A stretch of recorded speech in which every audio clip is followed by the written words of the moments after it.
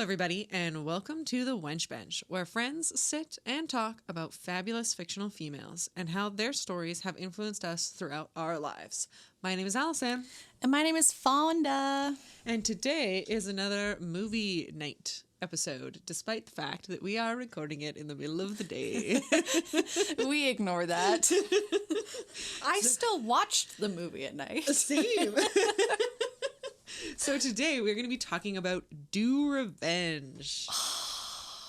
This one's a long time coming. I was really excited when Alison was like, yes, we're going to do it, because it just has all of like the recipes for a good movie, like in the trailer with the soundtrack that I listened to way before I watched the movie. And then with just like reviews of people talking about it, I was like, this is going to be a great movie. Yes. And it was. It was. Oh, I can't wait to talk about it.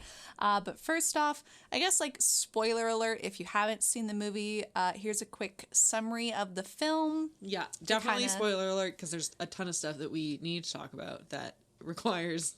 Oh, yeah. Like the movie story. Is packed with everything, and we can't just gloss over any moment in this. So you've been warned, and don't be mad at me or Alison. Also, it's on Netflix. Just go watch it. I know. And it's been out since like September, so we're good. This is probably the quickest turnaround we have ever done for a movie that has been released, though, so I'm proud of us. It's true. Look at it. Look at us go.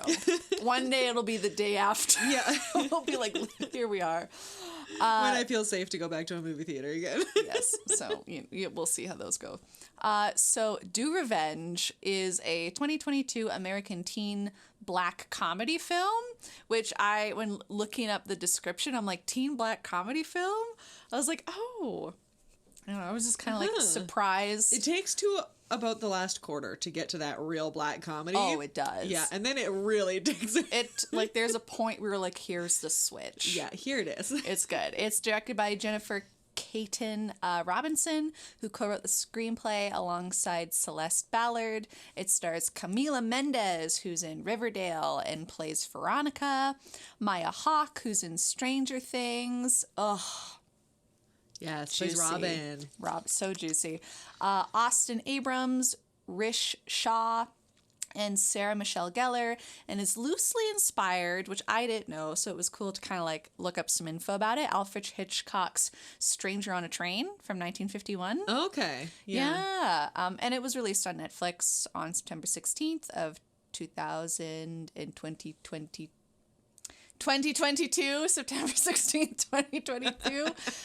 My brain is tired. She's a rough day. I got my COVID and my flu shot like 3 days ago, and I'm still... You're still feeling it?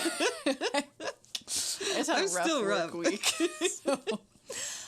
Drea is a popular student. Drea is played by Camila Mendes. She's attending this fictional school called Rose Hill Country Day High School, which is such an interesting name. Anyways, it's in Miami, and she's in there because of a scholarship, but becomes a social outcast after her equally popular boyfriend, Max, anonymously releases an intimate video of her. What? The scandal. The scandal. So over the summer, Drea works at a tennis camp where she meets Eleanor, played by Maya Hawke, who's transferring to Rose Hill as a senior. After Drea's car fails to start, Eleanor offers her a ride and tells her about also becoming an outcast when a false rumor spreads that she forcibly kissed Carissa, another Rose Hill student at a summer camp years earlier. When Drea and Eleanor realize they will not get justice on their own, they devise a plan to exact revenge on each other's rivals. So Drea is going to go do stuff with Carissa, and Eleanor is going to deal with Max. Mm-hmm. Classic makeover montage scene. Love it. Overcomes and completely changes Eleanor, and it's pretty great.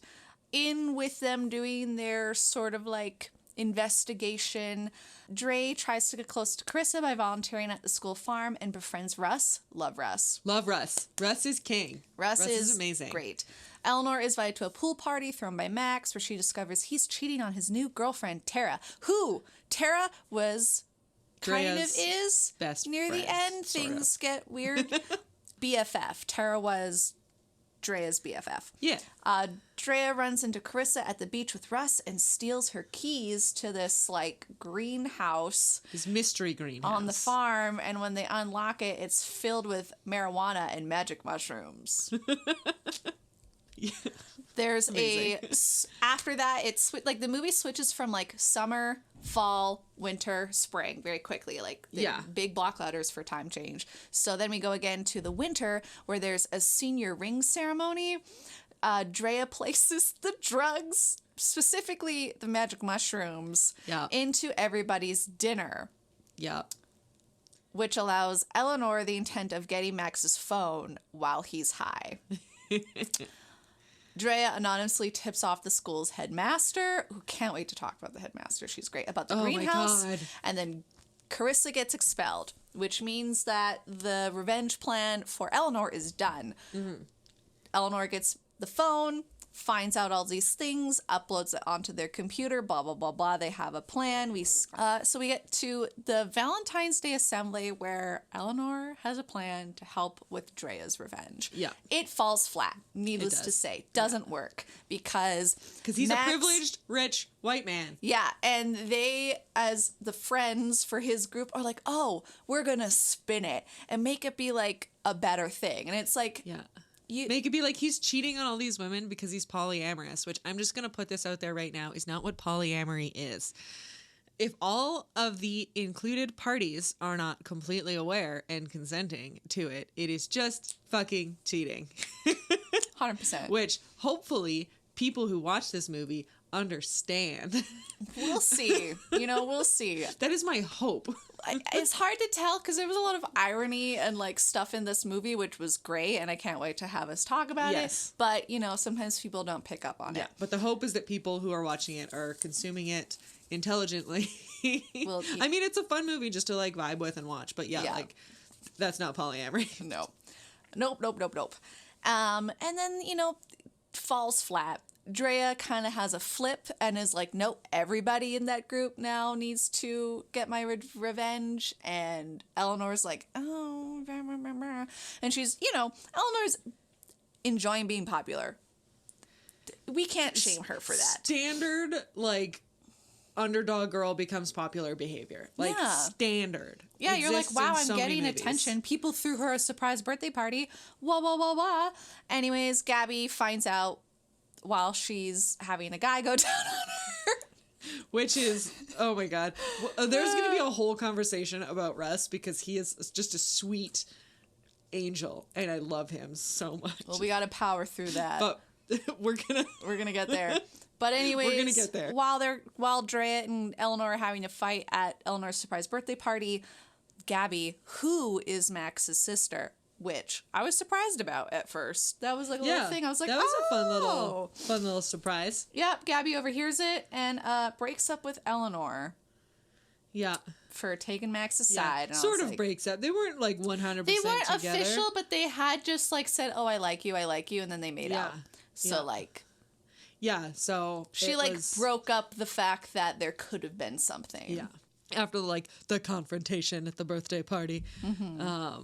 Which was dramatic and amazing. Oh, it was so good. It was so good. After that, Drea seeks dirt on Eleanor and visits Carissa at a rehab facility for information, which Carissa then reveals Eleanor is actually Nosy Nora Cutler, a girl Carissa and Drea went to summer camp with when they were quite younger. And it was Drea who outed Nora and spread the rumor, which caused the whole thing from the beginning, which is like, oh my God. Yeah. So the whole time you're like, oh my God, Eleanor, you find out, has been like masterminding the start of the story, all these other things, was like quoting things like, remember when you said like narcissists are too focused on themselves to know they're being played? I was like, oh no. Power move fact. Anyways, Eleanor threatens all these other things. It's like, oh, you taught me it's really easy to incriminate people with drugs, and your mom, who's a nurse, is super hardworking. Would that suck? And I'm like, that's a dick move. That's a dick move. I mean, all of it was. Oh, all of it. Everything is. But that specifically, I was like, how dare you bring her hardworking mother into How dare you? How dare you? And then she's also just like, hey, also, I told Russ everything you did to Carissa.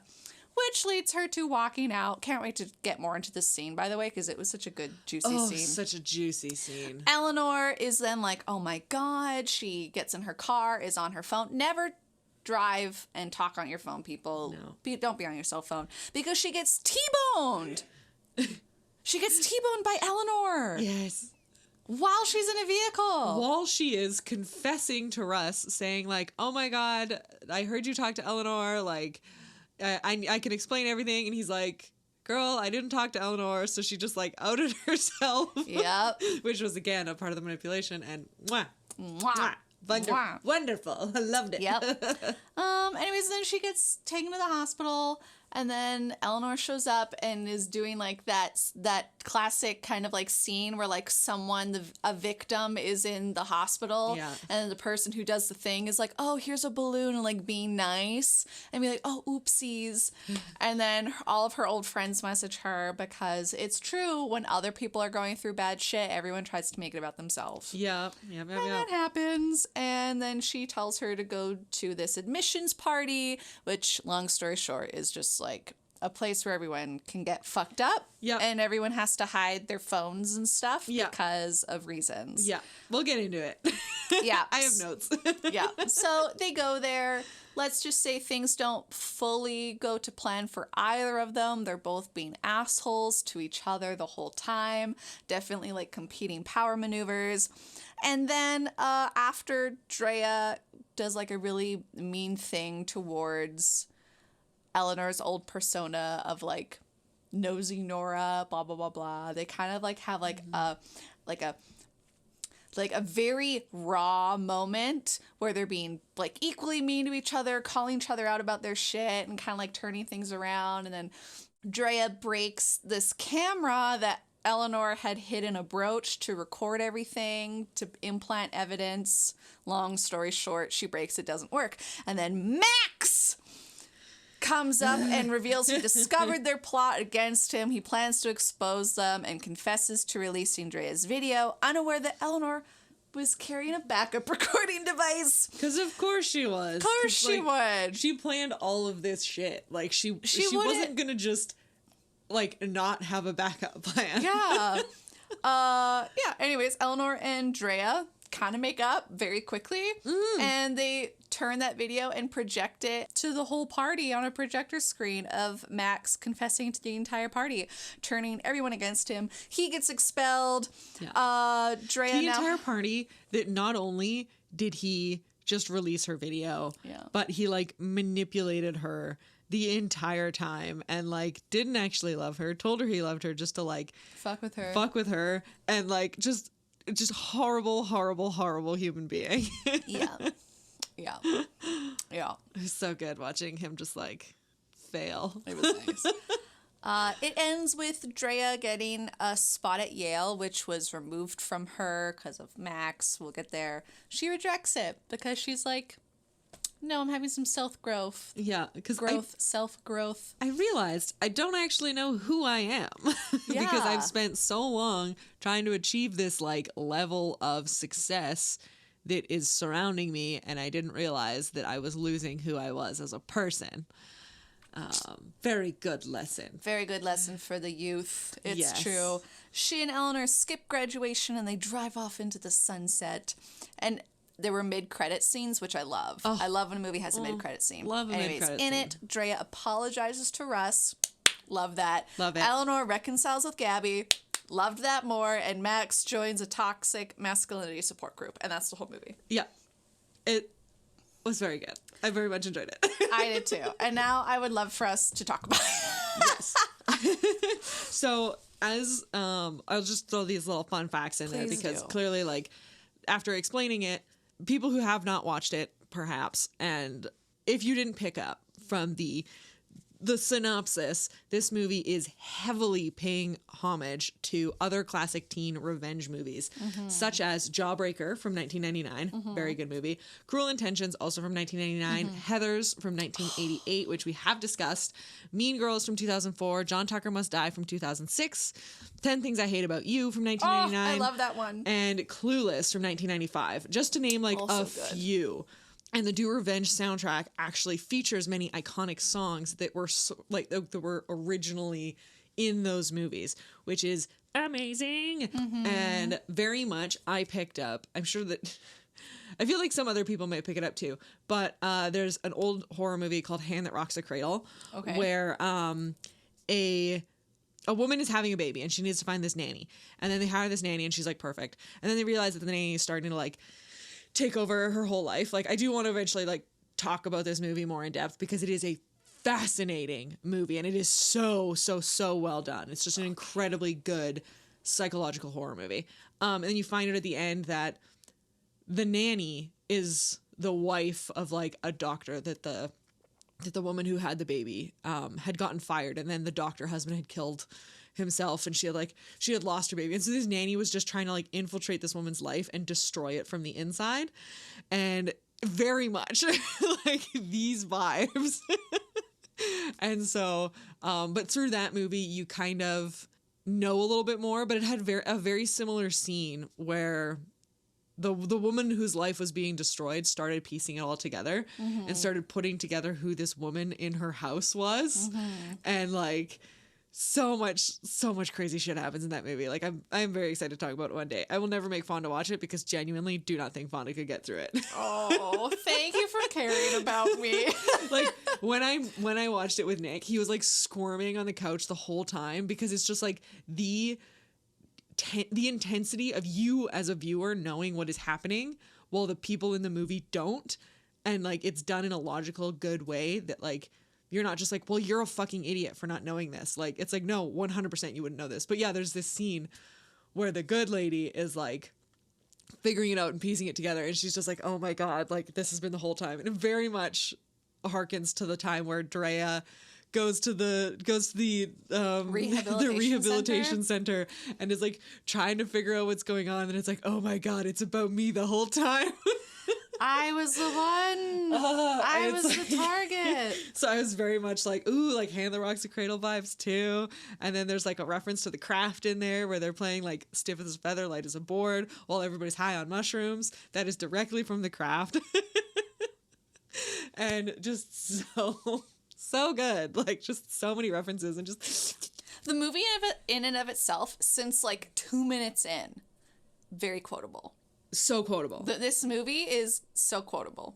Like I was at one point trying to write down everything that was like hot, good quote. I'm like, I can't keep up. Yeah. Because there's a lot of good stuff in the movie. So much good stuff. Like since the bat. Also, the school uniforms. The pastel color palette in this movie is stunning. It's really pleasing to the eye. The aesthetic is on point for how shitty these people are. It is so soft and beautiful, and the contrast is just wonderful. Yeah. Oh my gosh. So going in like, not like beginning to end. Somewhat chronological order, because that's how my notes on the movie are as well. Same here. So like trying to do it, but like, again, kind of, I'm sad to say, but I saw Max using her video against her. Like that was immediately easy, right? You're like, this guy isn't not a good dude. You know what? Not a good. Nothing against the actor, but you look like a trust fund sleazy, like, oh my god, I don't know, like, because I didn't watch like any interviews or anything like that from him, but like it's like I don't know if you give off those vibes as like a person in real life, but in this movie, like, yeah, like you are just a trust fund piece of shit who has had everything handed to you and who like has no concept of like repercussions for your actions. Nope. And so like immediately I was just like, girl, like don't do it. Don't. And she did. She did. And that leads to my second note. I'm so fucking happy she got to punch him in the face. Oh my God. Yes. I was so happy. Yes. It wasn't just like a verbal sort of mad thing and then kind of like moves on to like maybe she does something else. Like Keys' car or something. Like, I'm actually happy there was a physical punch in this movie, because since the first scene, she comes out as like a confident woman. Yeah. And I loved like her using her confidence and like, yes, I am gonna fucking punch you in the face. Yeah. And go on to the next thing. Yeah, and that was like end of the school year. Oh yeah, because then she ends up having a talk with the headmistress. Love her so much. That is Buffy, my love, my angel, fucking Sarah Michelle Gellar. I like screamed when she came on screen. Oh, I know. I had seen nothing about this movie. All I knew was the poster of just like the two younger women and the soundtrack. And when she came on screen, I like freaked the fuck out because she is just so perfection. Like like not only Buffy, but Daphne. I don't know if how many of you watched like the live action Scooby-Doo ones, but she's Daphne in those as well. And I'm just like, I loved those ones. Oh, she did great. And I like, she's this so is good to kind of like touch base to like different parts in the movie, because they're like fun and I don't really want to like take up the time later. There's a lot of characters that like talk about like, oh my God, like they talk about the headmistress and they're like, I would love it if she just like stepped on me. Like the way they talk about it is just like, so like, they're like, this woman has power. Yeah. And I love that for her. And I kind of want her to use it to belittle me. Yeah. You're just like, and I would kind of enjoy it if she just told me I was nothing and stepped on my face. Yeah, and you're just like, wow. So the fact that like the headmistress talking to Drea after she gets punched and is like, hey, you're here on a scholarship, we need to be careful, blah, blah, blah, blah, blah. And like kind of talking about things is basically just like tells her that she supports Drea's anger, but she needs to channel it better. Yeah. And I'm like, I love that, because clearly this headmistress has anger and is knowing how to channel it. And she gets it too. Like at the end of the movie too, when like the fucking bonsai tree, she's like trimming this bonsai tree and it just like is so aggressive. And it's just this tiny, delicate little tree and she's just snipping the shit out of it. And she makes a joke that she trims it when she's stressed and that if Drea keeps doing what she's doing, the tree is going to be bald. And I love it. And oh my God, she's just so perfect and I love her so much. And at the end, when Drea's like, oh, I'm not going to go to Yale, she's like, I like that for you. Like, you keep living your life as you. And I'm just like, I love, because like, clearly this headmistress was trying to help Drea to achieve what Drea wanted to achieve. Mm-hmm. Drea just didn't know what that was. She didn't know what that was. And so when she finally actually figured it out, she's like, okay, cool. Like, congratulations, you figured out your shit. Mm-hmm. And just like so supportive in like in an angry, intimidating way that was attractive. And I loved it. Yeah. It was amazing. Headmistress, love her. Love her so much. And then the scene where Drea afterwards is at home being like super upset, like crying, staring at the old picture of her and her boyfriend.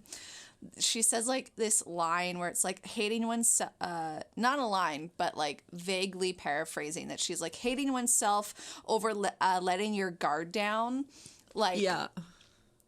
Is such a thing where you're like, I hate the fact that I let my guard down and this person manipulated me. She's not saying that she's mad at the other person because that's established. She's just then kind of like breaking her heart a little bit by being like, I'm also fucking pissed at me. Yeah, I'm for angry letting with myself. Me do this thing. And I'm like, who has, like, a lot of people have been there where you're like, I'm mad at me. And then the quote that I loved the most in that first part of the summer section was when she's like, peaking in high school is cringe anyway. I was just like, love that for you, queen. Also loved her summer job. So she was like working at like this tennis camp over the summer job. Oh my God. And we get just the most incredible side character. Aside from the headmistress, fucking Sophie Turner's side character, like Sansa from Game of Thrones. Oh my God, yes. As just like a bitch at tennis camp who was like super shitty and who was sharing around Drea's sex tape to everybody at this like tennis summer camp. And so Drea like put drugs in her suitcase and got her kicked out. And Sophie Turner's just like screaming, I don't do cocaine! I don't know what it looks like! It's so funny. And she just goes like from such a like reserved performance from like basically the only thing I know her in is Game of Thrones, from this like reserved, composed performance to this like absolutely unhinged performance in this movie. Later when Drea goes to the rehab center to talk to Carissa, so like that character is there too, and she's like, one of the steps in my program, she's like, because she went to rehab and then she actually developed a drug problem. Which is like not really something to laugh at, but like the way that it's played is very entertaining. And she like is like, I'm gonna like I need to apologize to people. I need to reconcile with people in my past. And instead of reconciling with Drea, she tells her that she like wishes her nothing but horrible things. And then compliments her pom-pom earrings. And he's such a thing. Just complete like unhinged, absolute unhinged performance by Sophie Turner. It was amazing. It's great. We also get introduced to Eleanor at the summer camp too. Yes. Which there's a Olivia Rodrigo song where it's like, God, it's brutal out here. And they're like, God, I hate it out here. I don't know if you noticed, but on Eleanor's hat when we see her, the very first scene of her at the camp, she's wearing a hat that says, I hate it here. Oh my God. I did not notice that. That's amazing. And I just loved it so much. I was like, well played. Well played, team. Oh my God. It's can we talk about so good. Where is it? Was it them screaming in the car? Oscar Award winner Olivia Colman. Oh my God! Yes, her So bearded support dragon. Her emotional support bearded dragon. Her emotional support bearded dragon, named consistently award-winning actress Olivia Colman. Not Olivia Colman. The entire name. Yeah. Every single time that this lizard is referred to. The lizard is like. The lizard is a fashion icon. I love the lizard. Every time they're on screen, screen, I'm like, and it's super cute because like Drea makes the lizard little outfits, and it's just like the most adorable shit. And I just every time that lizard was on screen, it was the star of the show. Award-winning actress Olivia Colman. I love it. Oh my God! But I loved when the two girls Drea and Eleanor are like connecting in the car, which. To kind of just like jump through things, we find out Eleanor took out the fucking part in Drea's car to make it not work. So Drea would have a reason to take up the offer. And I was like, oh my God, you manipulative 17-year-old. Oh my God, horrifying. But there's a line in it where Eleanor's just like, everybody's fucking gay. Like relating to the fact that like, I don't care about this. Like everybody's gay, whatever. Like everyone has some sort of like, queerness about them. And I was like, great line. I love that, Eleanor. You keep popping off. And then them screaming in the car. Yes. And then wanting to go and get grilled cheese. Grilled cheese, amazing. Love a female bonding that you look back on and you're like, man, this was all just a lie. Oh, I know. But also like half true, which I really liked. That's so true for teenagers. Like we have been there where you're like, I'm not fully being honest with you, but also there are partial truths in the connecting relationship I'm trying to establish. Well, Heather's did that too, right? It's just like, like she was my best friend and my worst enemy at the same time. And it's like, that is very like just a very like uncomfortably true statement, right? Because it's like, there's nobody in a place like high school where you could have that same kind of connection, where the same person who is like your best friend also has all of the ability to possibly destroy your life. And they played that balance, I think, really, really well, where it showed, like, especially at the end where they like reconcile again. They're like, yeah, like we did all this horrible shit to each other, but like I still like you as a person. They're fucked and up they're like soulmates. They're like these fucked up soulmates, and it's great, and I really enjoyed that part. I know. It was so like seeing all the different kinds of female or female presenting relationships in the film was really, really nice to see. I loved it the whole time. Also, I loved that the movie wasn't these two girls getting mad at boys, you know what I mean? Yeah. Or the same boy. Or it wasn't like Eleanor was like, I'm actually manipulating you, Drea, because you took or messed up this relationship with a boy I had. Yeah. Like, that happens so much with so many of, like, again, like, Mean Girls, not necessarily, but they both kind of fucked each other over because of a boy. Yeah. And all these other things. It was kind of nice to have this movie where they're being assholes and manipulative pieces of shit to each other, but it's not because of a guy surrounding both of them. A guy surrounds Drea's problem. Yeah. But, like, I don't know, it was just really nice to have. Yeah. It was refreshing. Yeah. And I liked it a lot.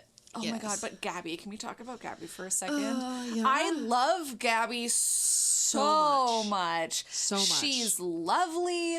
Every time she was, like, on screen, I'm like, I want to be around you. Yes, Max's way fucking cooler sister. Oh, I know. Jesus. She's like, I love that she's like, I'm gonna go, like, hang out and watch a movie. Do you want to join at, like, this party? Yeah. Eleanor says no because she needs to do other things, but she's like, oh, you're missing out. I'm like, I would love to join you and have popcorn. Yeah. I want to go watch something on TV or whatever. Please, Yeah. like, Also, invite me. She gets to do another favorite, like, standard in these movies, which is the click introduction. Yes, So- when she first meets Eleanor. Yeah, so Gabby is, like, the first, aside from Drea, Gabby is, like, the first person who's nice to Eleanor at the new school. And she, like, offers to take her around and show her around the school, and she, like, introduces all the cliques on the quad and, like, where they're going, and it's just like, like, Yeah. it's just such, like, a standard, like, this brand of movie sort of event, and it's super cute because, like, very much gave me, like, Legally Blonde vibes where Yes. Emmett was showing her around. Yep. Or, like, kind of, like, giving her the inside scoop on everything.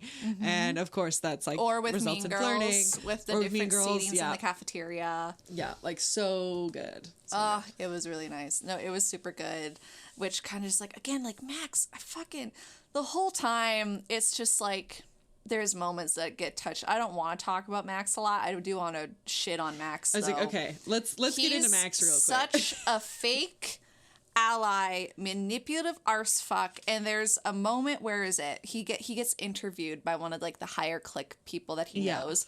And it's like, I wanted to talk to him about his feelings towards what happened last end of the school year. His invasion of privacy. Invasion of privacy, when someone hacked his phone and released these photos from his ex-girlfriend who blah, blah, blah, blah, blah. And on the freaking, like a published magazine for this high school, first of all. Like, holy shit. It's not just a sheet of paper. It's like a fucking magazine. And there's like a really nice photo of Max. Like where a like, headshot. what the fuck? Yeah. And underneath it, they're calling Max the accidental feminist. And I was like, oh. And his club? Oh my, I had to write down the club name because I was so, like, viscerally upset. So he decides to start this, like, allyship club called the Cis Hetero Men Championing Female Identifying League, which, like, it's so long and it doesn't compress it into anything. So you have to say the whole fucking thing. Yeah. And all of it is bullshit and all of it is garbage. And everybody's, like, clapping along, pretending like it's a fucking good thing. And he's putting out this shitty club, which is just like, yeah, maybe just don't be you cheating, manipulative piece of fucking garbage. He's also, like, the president, so, like, he does all these things. Fucking hate him. It's so annoying. And his dad has, like, I don't know what his dad fucking does. We don't really see adults in this movie. No, we don't. Except for The people, headmaster. like the headmaster people taking people away into the rehab center, and, like, that's it. Yeah. You don't see the parents of any of these kids.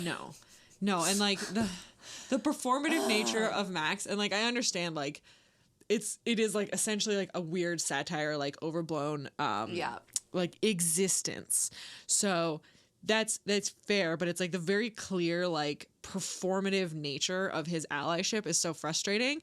And it reminds me a lot of, like, my husband oftentimes says that he's like I will never call myself a feminist because he's like every man I've ever met who calls himself a feminist, like, regularly is always doing it to get attention and to get women. Like, my husband 100% has, like, feminist ideals. He believes in equality. He's an extremely understanding partner. He's like super open-minded. I would classify him as a feminist. He would never call himself a feminist because he's like, yeah, I feel like that's just me like trying to tout that I'm just doing something that should be standard. Like you shouldn't have to say, a man should never have to say, oh, I'm a feminist. It's like, so you believe in equality. Oh my God, congratulations. Let's pat you on the back. You fucking asshole. Like, no, of course you should be. It should not be a question of whether you believe that people should have equal rights and equal pay and equal bodily autonomy. Like, and so like that whole thing, just watching that just made me think of that. It's just like any man who calls himself a feminist without like prompting, I question. I'm like, I don't know. I don't know about you. Like, maybe that's a bad thing on my side. Maybe that's me stereotyping and being an asshole. But you know what? I'm going to look at you a little different. Because it's like, I don't know if that's true or not. If you feel the need to tell me that that's what you believe, you should. You should believe that. Oh my God. So the Max is just garbage, and I hate him so much. I was so happy that he was in a fucking toxic masculinity like group. He needs to question his life choices. Oh my God. And him finally like revealing at the end that he kind of like knew about their plot. I'm like, of course he did. Of course he did. It kind of gave us that hint when like they have a party for Eleanor and everyone's like, how did Drea get this address? Yeah. And he's like, yeah, how did she get this address? And it's just like, oh no. Yes. I knew at that point. I'm like, this guy, he's smart. He is smart. And he's manipulative, smart, so of course worse. He's gonna find out. Yeah, he's a narcissist, but he uses people all the time, and he even explained how he like picked things up and was using Drea since day one. And I just and then him being like, I'm gonna go do coke on a girl's boobie, belly button, or asshole. Don't know which one. And he just walks away in his fucking full pink suit, and I'm just like, he's awful. So, him telling Eleanor when they were having like a one-on-one, and Eleanor's like, tell me something about yourself, blah, blah, blah. Yeah. And he's like, oh, I don't want any of this. I just want to become a backpacker with just my camera and like travel around the world. Like, I don't want any of this stuff. Which is the most privileged fucking desire. I know. Like, it's such a privileged thing to have. It's a fine thing to want by anybody. Yeah. But of course this guy who doesn't want for anything is going to be like, I want to go do this thing, knowing full well it's going to get paid for by somebody else. Yeah, you're never going to have to stay in like a shitty hostel with like bed bugs. Yeah. You're never going to have to worry about certain things. And it's just like, and he's a white guy, so he's going to have an easier time backpacking. Yeah. And he's probably going to be like making money off of certain things for like an Instagram ad or something, because he'll be that person. Fucking hate Max. Hate Max. Let's quickly jump over so we can get all the talking of the men done at once.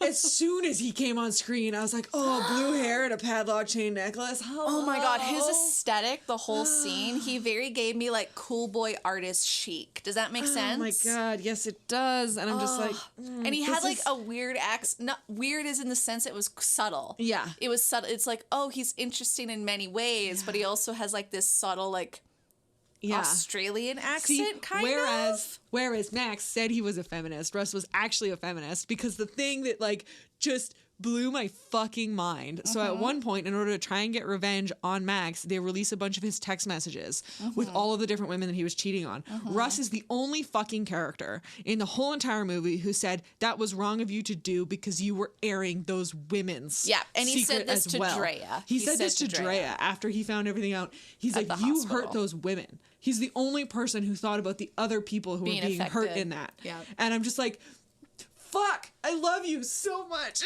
I know. He's like, you also fucked up Carissa, who we find out didn't do anything fucking wrong. No, she didn't do anything wrong. She was growing drugs. Yes. She did on school property. That on its own, I'm like, yeah. She was doing drugs. But she didn't do the mean thing of making Eleanor be a predator. No. Which was... And, like, don't get me wrong, Russ is also from, like, he is a man of color, but he is from, like, a privileged background. His family does have, like, a shit ton of money. Yeah. But, like, he hasn't allowed that to take away from the importance of like humanity and human connection. He volunteers and he does all this good stuff. And like there's a moment that's taken from 10 Things I Hate About You where they skip school and they go and they have like this paint fight. Yeah. Love it so much.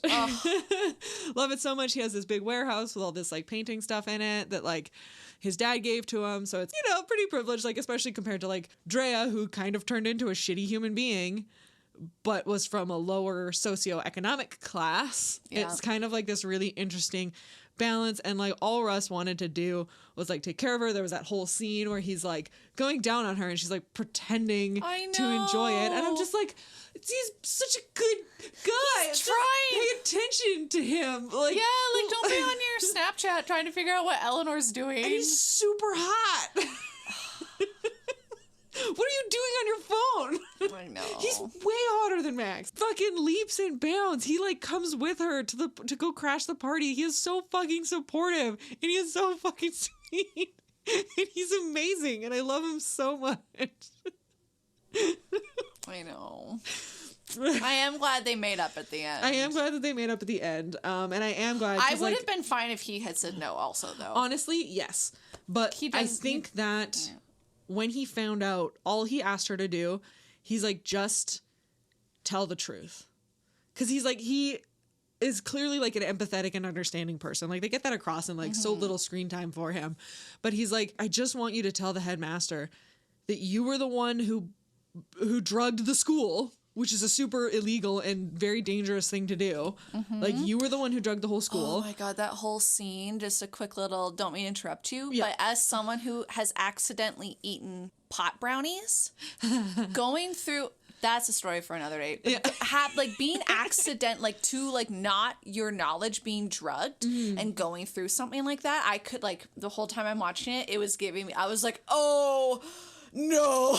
Yes. Like I could not imagine being any of those teenagers. No, it would have been so scary. And so like he's like, I want you to do the right thing is essentially what he's saying. He's like, I want you to be the person who I thought that you were. And I think that is just so honest and so understanding. And then she does do that. She does go and confess to releasing all those text messages, to doing that. She gets her like comeuppance or whatever. And then they reconcile at the end. And I think that that's just, like he's like, I understand. He empathizes with her reasoning.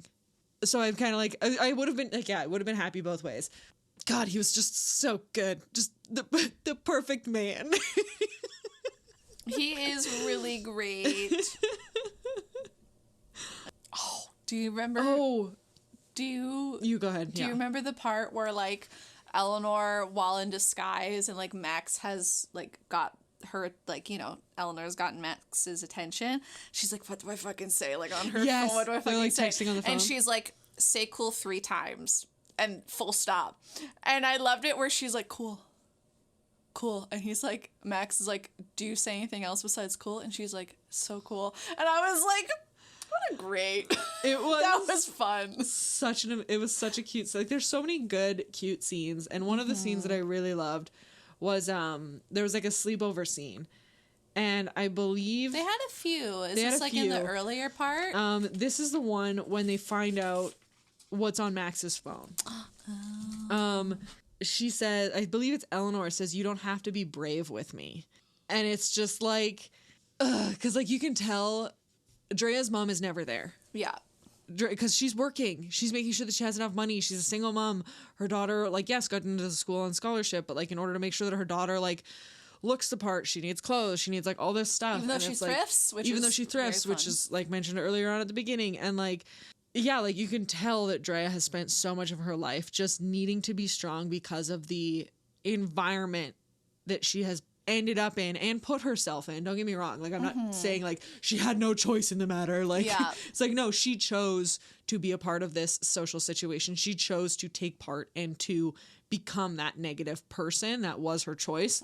But like in all of this, she lost all of her friends because they were all Max's friends. They were all fake and she lost everybody and she just had to be strong and she had to be brave alone. And then to have like Eleanor just be like, you don't have to be brave with me. And like, it was so fucking heartbreaking because then you're like, yeah, like you think back on it and you're just like, but you should have been. Yeah. Like, but yeah, then they have this, like, just so many cute little sleepover scenes. Love a sleepover scene. Oh, I know. Love it so much. There were a lot of good ones. I do, again, really liked their relationship a lot. And Eleanor, we find out, was the first person Drea, like, fully invited to her home. Like, she's never invited anybody else because she was afraid. And not afraid of, like, you know, oh, you know, like, my mom's going to be awkward or this is going to happen. It was just, like, afraid of being ashamed and judged is what she didn't want, which is, like, sad and just a bunch of stuff. And, you know. Yeah. Oh, did you, just another thing. Do you remember when Drea was, like, releasing the information on Valentine's Day about Max cheating on all those women? I'm shocked. I love that. I'm so shocked. I'm shocked. This is shocking news. I was again, very quotable. So movie. Quotable. This is so shocking quotable. news. Just the way she says it is so sarcastic. And her face is like, oh my God. So good. It was great. These actresses just did such an amazing job. I loved it a lot. And I really enjoyed the fact that, like, literally at the very beginning, she called herself Icarus at the beginning, where, like, she flew so close to the sun, and it's like, yes, and you see that. Yeah. And then you see it happen, like, again. And so it's like she didn't actually learn her lesson. Nope. And she just, like, repeated her same mistakes, which was just like, oh my God, what? I know. Oh, and in the mid part, we're like, because at the beginning of the movie, whenever you're hearing, like, a narration or an internal monologue, it was from Drea most of the time. Yeah. But, like, at the halfway point where you can switches. see things happening, and we get Eleanor doing it, I was like, oh no, this is the moment. Such a good choice, like, movie creation wise. Like, that was such a good, like, production choice to really, like, be like, okay, now we're gonna flip perspectives here. Yeah. And you're just like and it's kind of, like, jarring too, but then that adds to the twist and that adds to the change from just, like, standard high school comedy to dark comedy. Yeah. And you see that, like, very, very strange twist, which we're gonna talk about the one part of the movie that I didn't super like. The fact that this movie 150% could have not been in high school. I think that there were choices that they made that I strongly disagree with, because we as a society need to stop hypersexualizing fucking children in high school. The storyline of her sex tape being released, 100%, you can tell that from a high school story. The story of them going to a fucking orgy party with shit tons of drugs and stuff should not have been in a high school movie and should not have been shown in the way that it was. In moments in other high school movies, like in Heathers and stuff like that, like when they get into those more, like, adult content kind of things, it is shown to be bad. In this movie, it was not. I did not get the sense that this movie was saying this orgy is a bad thing. It showed it as extremely fun, like, good things happened, everybody was having a good time. The only bad thing that happened at the party was that Max got exposed. It wasn't the fact that a bunch of high school kids were doing cocaine and fucking and, like, without stuff. It's like, we need to stop hypersexualizing high school kids. Just have it in college. Have it in the first year of college. It's not fucking difficult. Have them be 18 or 19 years old. It's not fucking hard. Like, no, I do agree. Or cast younger actors, because then, like, and I point this out all the time, in the movie 8th Grade. Oh, such a good movie. Extremely good movie. Burnham, he did a good job. I felt physically uncomfortable. Because the actress was the correct age. Yeah. Because if you were seeing an actual 17-year-old doing these things, going to these parties, it would actually make you more uncomfortable. It would make it more of a horror movie, because that is a fucking horror movie. Being a parent, like, things like Euphoria and things like Riverdale are extremely detrimental to us as a society on a whole. And I extremely disagree with it, because we are harming teenagers and children and our society by perpetuating this idea that it is okay to sexualize high school kids. And it's not. And, like, these are grown-ass women. These women actresses are our fucking age. Stop it. Yeah, it gives a lot I loved the movie. I'm sick of it. I'm fucking tired of this. You're tired of the trope of... It takes away from the enjoyment and from the amount of fun that I could have had with this movie. Like, I still enjoy it. I'll still probably watch it again. I really fucking love the movie. It's the same reason, like, I'll watch Heathers again. But it's like, it's one of those things that, like, in this podcast, we talk about other things, not just what we love, but like problematic things that we would like to see changed. And I want to see that changed. It's really fucking frustrating when it's a movie made in 2022. Like, it doesn't get the excuse of being made a long time ago.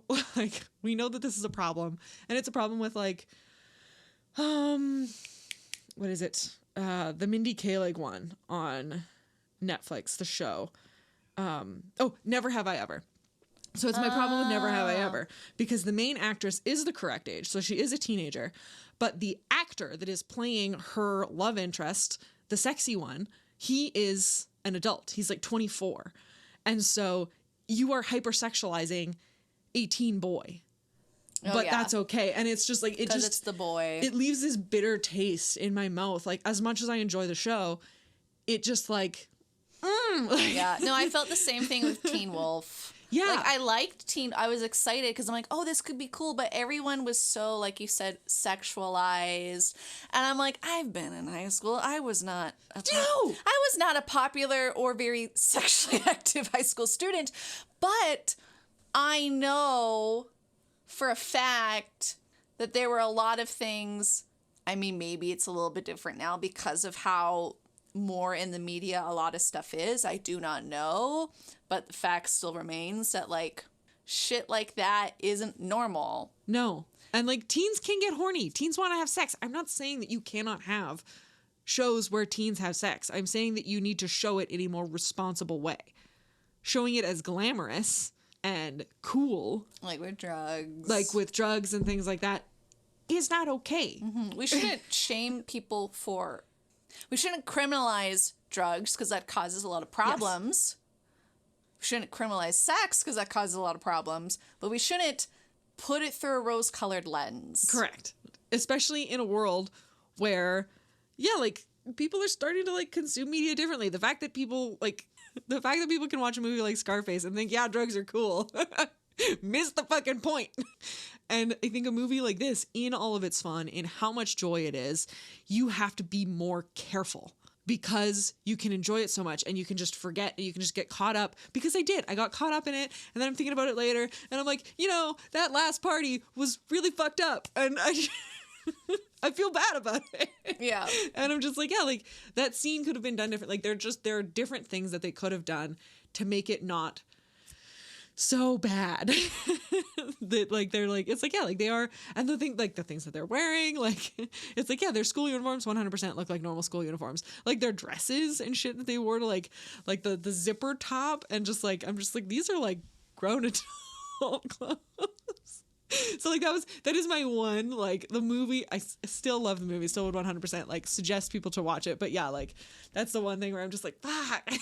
Like I could have liked it just like that much more if it just like delivered on setting the tone for that party as being bad, because they didn't set the tone for it being bad. Mm-hmm. They just didn't. They fell flat on that. It looked like a fun party. It looked like everybody was having a fucking great time. It did. Everybody looked like they were having a ball. Everybody was high, up on doing whatnot. Yeah, it looked like everybody was having a great time. So I think if they had just like landed better with that, because yeah. But if you haven't watched 8th Grade, you should. It's a really good movie that definitely gets the point across of like telling the importance of telling high school stories with honesty and representing it correctly.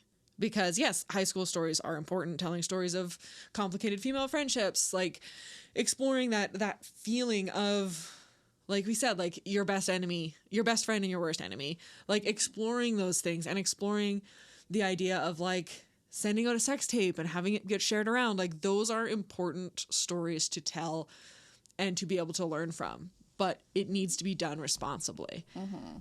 And yeah. But I love the movie. It was great. It was so good. Some other things we kind of didn't really talk about, but like the scene where like Drea finds out things about Eleanor, and then Eleanor's at her house and she's like, oh, hey, your mom like was gone, blah blah blah, I thought I could make us dinner, and she's making them grilled cheese, and it's like, I'm like, this is like the red wedding. And then she gives her the burnt one. Yeah. And it's just like, this amazing. is like the red wedding scene kind of, but for like, oh, I just love that scene so much. And Eleanor flipping like their power dynamic between the two of them, I was like, oh yeah.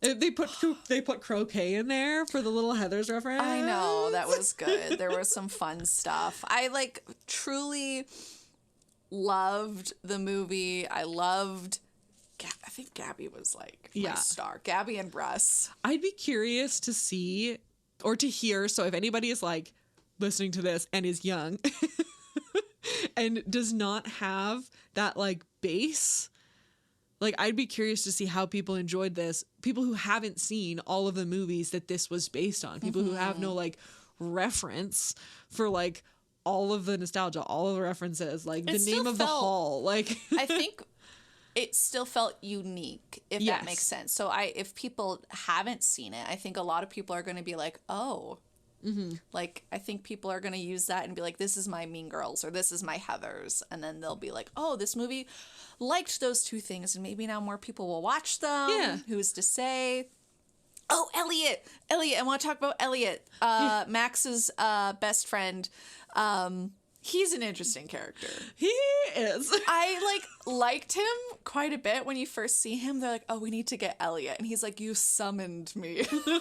And they're like, we need you to get someone to leave. And like, he does it because Drea ends up doing the thing. But the whole time everyone's like, oh, Elliot, we need to get someone to leave. Yeah. And he doesn't because someone's else like, no, wait, let me do it. I'm like, power move to you women, not getting a man to do it. But at the end, when Elliot finds out Max is a shithead, which he probably already knew because of things and helping his friend, but he's also stuck in that social power issue that maybe Max is also being manipulative to him as well. Yeah. Who's to say? But I loved when Elliot was telling Max to leave. Yes. I was like, hand clap, oh my God. Sir. Yes. Loved it. Oh, and like, while the whole movie itself was complicated and messy. So messy. So messy. I really liked seeing like Drea and Eleanor's friendship evolve in the film. Yeah. It was like super nice to see. I liked it a lot. There were a lot of things. So I was like, man. Yeah. Just like their dynamic as like actors was like really fun to see. Mm-hmm. You could tell they were like bouncing off of each other well, and like their physical sort of like dynamic with each other was nice too, because they were quite touchy-feely with each other. Like when Drea like grabs, like kind of cups Eleanor's face after the Valentine's Day thing, and she does this like deep inhale and sigh. I'm like, this is a sexual moment, and I don't know how I feel about it because you're teenagers, but also like you are staring at each other like in the eyeballs, and there's like an exchange. And then she's like, we're going to kill Max. And then it's a joking scene, which is fine. But I was like, oh my God. It's so good. And like, I wanted to really quickly touch on Tara. So Tara... I liked Tara. I mean, I didn't like some of the things, but there were a lot of stuff we saw of Tara that I was like, I like you. Yeah, so Tara was Drea's best friend. Yes. So... And then Tara eventually started dating Max. And like there's one moment where when everything's sort of starting to fall apart, Tara goes to see Drea in the bathroom, which was their spot, which is apparently where they would go all the time, which I thought was really cute. And she's like, yeah, she kind of confessed to like envying Drea and like getting out of it, because it's like, it was a very empathetic look at what is expected of teenagers in like situations where you are like, there's social standing, there's popularity. It's alluded to that Tara's father is some sort of political person, and Max's dad is funding that. And so it's kind of like this weird sort of like arranged relationship kind of, where it's like, well, this would look good kind of things. And when everything is released that Max is cheating on her, she is like on the phone with like a publicist, like trying to figure it out. And so just the, again, the performative nature of their relationship is kind of heartbreaking that she 'cause doesn't come across being pissed that he's cheating on her in that no. part. Like, it is very much just a show. It's just what they're supposed to be doing. It's not like she actually particularly cares for him. And, like, you really do feel for her that she's just like, this is just what I have to do. This is who I have to be. Like, at one point, she wanted to talk to Max about Drea. Like, they were making out on his bed, and she's like, can we talk about it? And he's kind of like, why are you talking about my ex-girlfriend while we're trying to have sex? She's like, we're not having sex, and leaves. And I'm like, good for you. Yes. So I really liked her character. She was really again, like, they did a really good job with a lot of the background characters having complexity and actually being able to get across the characters' like drives and ambitions and sort of what's fueling them. So you get sort of these little glimpses into their lives. And I thought that Tara was a really interesting additional character in there. We didn't really get to know the other two. I think Montana and Megan. They were. One of them was the editor. One of them was like the editor that did the accidental feminist article. That did the interview. But yeah, like they weren't quite like touched on so much. But yeah, like I really liked kind of I don't even want to call it a redemption of Tara, but just her like explanation of why it was that she was doing these things. And I really like that. You kind of get the idea that like maybe Tara and Drea will actually make up and like Tara will leave Max. And like, because I actually think she dumps him at the party, which is great. Oh, I know. Yeah, when she's like, oh, I got the remote to turn off the projector showing this bed thing. And she's holding it. He's like, baby, I love you. She's like, oh, you love me? And she drops the remote in her like champagne drink. Oh, it's so good. It was nice. But yeah, like they did. I really liked the dynamic of like all of the different female characters. Like Carissa was really interesting too. Even the crunchy lesbian, which is just like, so like it kind of was a pretty like derogative reference. Yeah. And like, I don't know about you, but it's like you so viscerally like pictured that and you're just like, kind of hate that I pictured like exactly what it was. Yeah. But like she was really interesting, like what few things that we got to like learn about her. And I was just like, oh, like cool. Which was like the first thing that I got a little confused about. I think kind of started the questioning of what was happening was when we found out that this person who apparently started this rumor was also a lesbian. I was like, oh, like that's kind of weird. Yeah. I was like, oh no. Yeah, like it just like didn't. Someone being on your team and being a dipshit. Yeah, like it didn't really track, and then it's like, oh, because it was a lie. Yeah. And I'm just like, oh, cool. Yeah, which also made when we see Eleanor interacting with Carissa in like the first bit very different, because Carissa was probably going to be like, hey.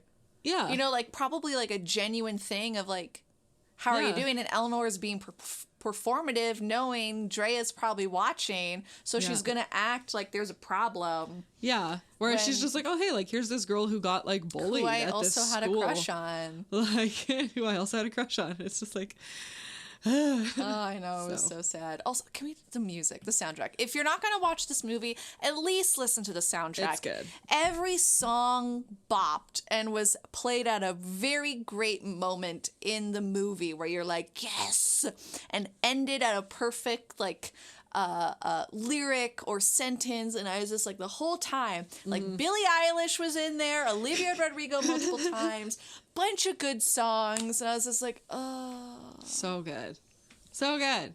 I love this movie. It's very good. It was really fun. It's super really fun. I liked it a lot. Again, very like pastel teen dark comedy. Yeah, had, like we said, things we didn't like. Yeah. But for overall, like I would watch it again. Yeah. I quite enjoyed it. Yeah, for sure. I think like the last thing is I liked how people were like sorry for their shitty behavior, but they weren't fully like apologetic about the shitty behavior. You know, like the whole time, poor Sophie Turner, is that her name? Like got in this rehab center, developed an actual drug problem, and I'm just like, Drea, you should feel bad. You should feel bad. You don't really look it. And you, you helped Carissa and like you apologized for leaking all this sexual information from Max's phone. I'm like, but what about the girl that you like incriminated at a tennis camp? She showed your like sex tape around. That was shitty of her, but like that was bad. I know. Like, there's all of them. Like, everybody did really shitty things. Yeah. Like, a lot of people, except Russ. Russ and Gabby. Oh, I loved Gabby so much. I loved how she's like, everybody has armor. Mine is I'm the person that pretends to not care, but that's just because I actually just care a lot. And I was like, oh, sweet young child. I know. And because she's younger, I'm assuming she's not 17. Because she's the younger sister of Max. I assume she's like 16. Like a year younger maybe. Who's to say? But I was still just like, oh, Gabby. Yeah, the love interests are the only non-problematic people in the whole movie. And the headmistress. Headmistress is queen. Oh my god. Loved her so much. Buffy, my queen. Shit, man. Yeah, so we enjoyed Do Revenge. That's why we enjoyed it. I hope you enjoyed it. I hope you enjoyed listening to us talk about it. You can find us wherever podcasts can be found. Please make sure to rate, review, and subscribe if you haven't already. You can follow us on Tumblr, Twitter, Instagram, Facebook, and YouTube at Wench Bench Pod. And if you want to reach out, you can send us an email at wenchbenchpod@gmail.com. All of the art for the Wench Bench was designed by the wonderful Tessa Joyce Riecken.